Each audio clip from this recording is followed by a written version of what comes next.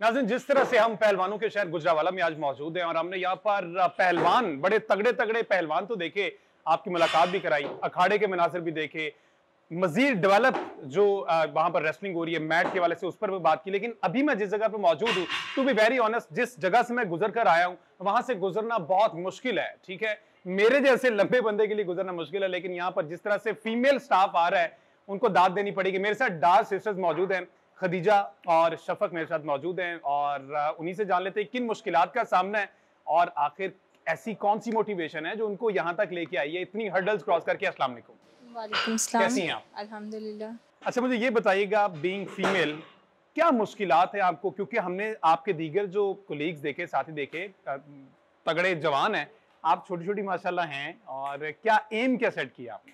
मुश्किलात लेडीज़ को तो काफ़ी ज़्यादा होती हैं, पर हमें घर वालों की तरफ से काफ़ी सपोर्ट है, और मेरे बाबा एज अ वेट लिफ्टर रह चुके हैं, तो उन्हीं की तरफ से हम भी दे के वेट लिफ्टिंग में आई हैं।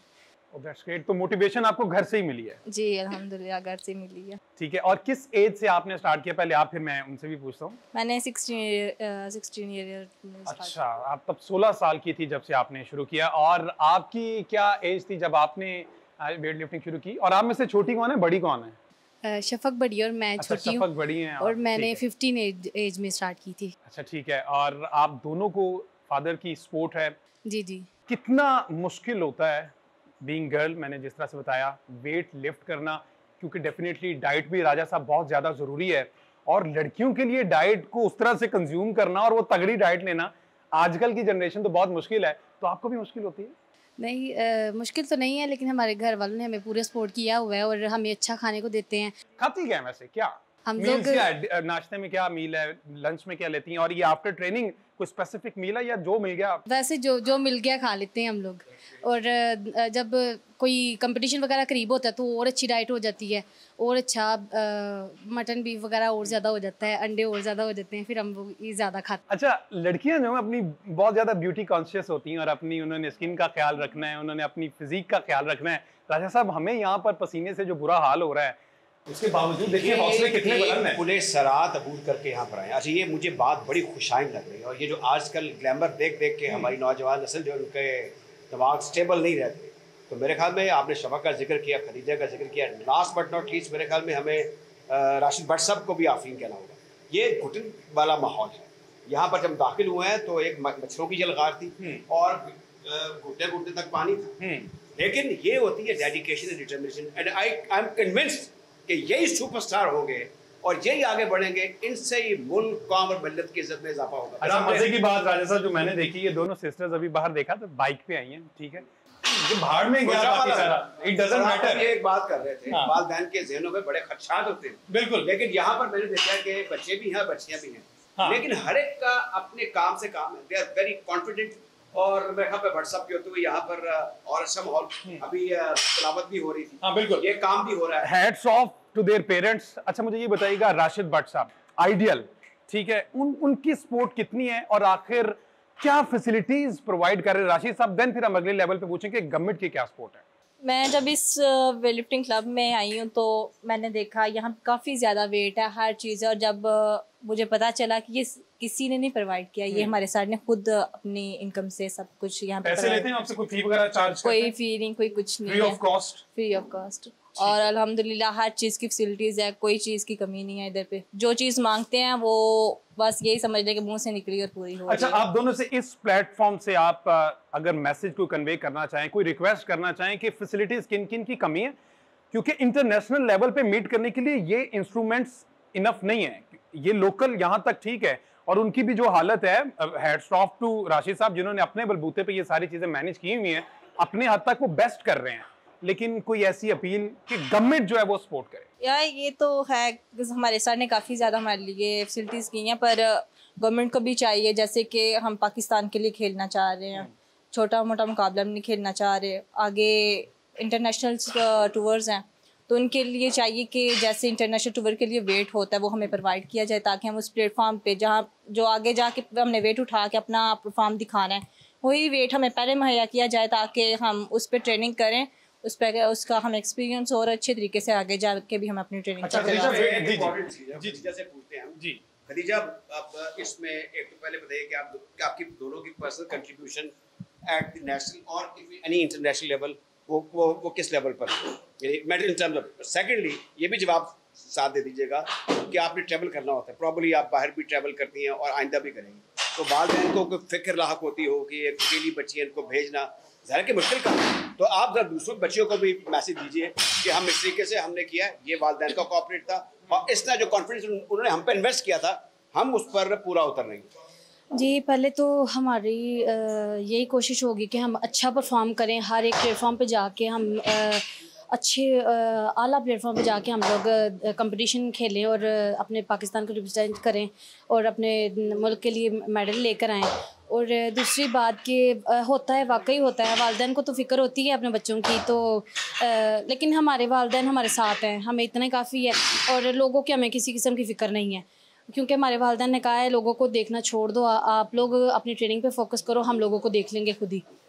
तो मैं यही कहना चाहूँगी, जी, मैं यही लड़कियों को कहना चाहूँगी कि किसी की फ़िक्र ना करें, दुनिया ने बोलना ही होता है, लोगों ने बोलना ही होता है, आप लोग अपनी जो आपके ख्वाब हैं उनको पूरा करें। और काफ़ी अच्छा होता है कि लड़कियाँ भी बाहर आएँ और अपने ड्रीम्स पूरे करें। अच्छा, इसमें हमजा 2-3 इंपॉर्टेंट चीज़ें हैं, हम पढ़ते रहते हैं, नेपोलियन ने भी कहा था give me good mother's I will give you a good nation, तो ये वो जो गुड मदर थी उन्होंने अच्छी नेशन कर दी, एक ये बात होगी। दूसरा, अल्ताफ़ हुसैन हाली ने कहा था हम माएँ, हम बहनें, हम बेटियाँ, कौमों की इज्जत हमसे है, वजूद ज़ल्द से है, तस्वीर कायनात में इकबाल ने कहा, रोज़ पढ़ते हैं हम, तो हम दुआ ये करते हैं जो फर्दर ऐड के जिस तरह ये रिवर्क कर रही हैं और बच्चियाँ भी सामने आए, हमजा इसको एम्प्लीफाई करना चाहें कि ये किस तरह एक इंसेंटिव हो सकती है for those girls who are living either in defense Lahore or DHA Karachi, they should come forward and they should, और ये कितनी इंडिफरेंट सिचुएशन है। बिल्कुल, मैं बिल्कुल उसको फील भी कर सकता हूँ, तो विश देम गुड लक जी, इंशाल्लाह ये पाकिस्तान का नाम रोशन करें, इसी तरह मेहनत करें।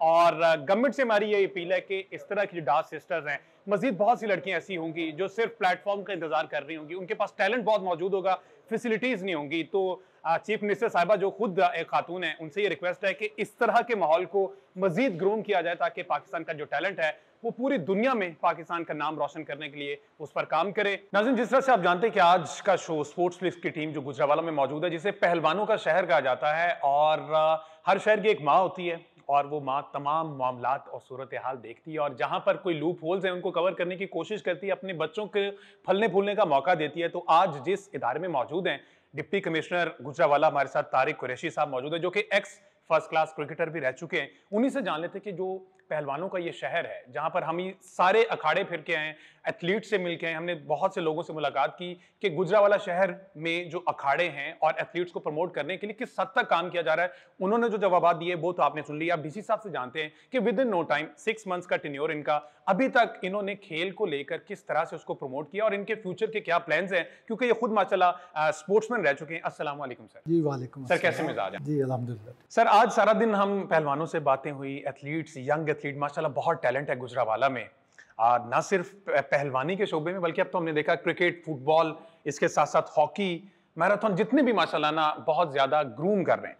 सर, जानना ये चाहूंगा कि स्पेसिफिकली पहलवानों के लिए आपके पास इस वक्त क्या प्लान है, क्योंकि हमने देखा है कि ओलंपिक्स में उस तरह से वो क्राइटेरिया मीट नहीं कर पाए, हम नहीं, पाकिस्तान का कोई भी पहलवान वहां जा सका। जो भी सूरत हाल रही हो वो अप टू यू, क्या कहेंगे सर?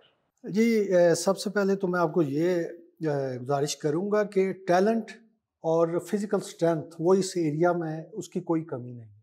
और ये सिर्फ रेसलिंग के हवाले से नहीं मैं बात कर रहा, मैं जनरल जो यहाँ का जो एटमॉस्फेयर है, जो जिस तरह का फूड पैटर्न है, हैबिट्स हैं, तो उन तमाम हवालों से मैं जो मेरा अभी तक का तकरीबन 6 महीने का यहाँ पे एक्सपीरियंस है, उसके मुताबिक लोग जो हैं बड़े एनर्जेटिक हैं।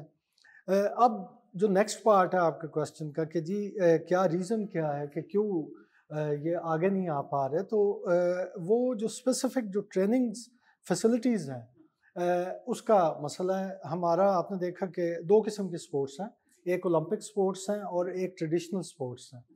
जो ट्रेडिशनल स्पोर्ट्स हैं उसमें एक मड रेसलिंग भी आती है, जो कि हमारी ट्रेडिशनल जो जिसमें लाहौर और आपने ये जितने हमारे पाकिस्तान के जो बड़े पहलवान जो वर्ल्ड लेवल पे आए, रुस्तम हिंद और रुस्तम पाकिस्तान और रुस्त में दुनिया और सारे ये वो सारे मड रेसलर्स थे। यहाँ पे अब भी मड रेसलिंग के हवाले से यहाँ पे पहलवान मौजूद हैं, लेकिन उसमें भी अब कमी आ रही है फैसिलिटीज़ ना होने की वजह से। तो पहले तो मैं वहीं से स्टार्ट लेता हूँ कि मैंने यहाँ पे आके कुछ शहर के मुख्तलिफ कॉर्नर्स को आइडेंटिफाई किया है जहाँ पे हम ये ट्रेडिशनल जो हमारी हेरिटेज में भी आता है, जो ये मड रेसलिंग, उखाड़े की जिसको रेसलिंग कहते हैं, तो मैं इसको रिवाइव करने के लिए शहर के मुख्तलिफ कॉर्नर्स में मैं ये उखाड़े जो है ऑलरेडी हम इस पे काम शुरू कर चुके हैं। इंशाल्लाह आप आने वाले चंद दिनों में देखेंगे कि 3-4 जगहों पे आपको बड़े एक्टिव स्पॉट्स नज़र आएंगे जहाँ पे मड रेसलिंग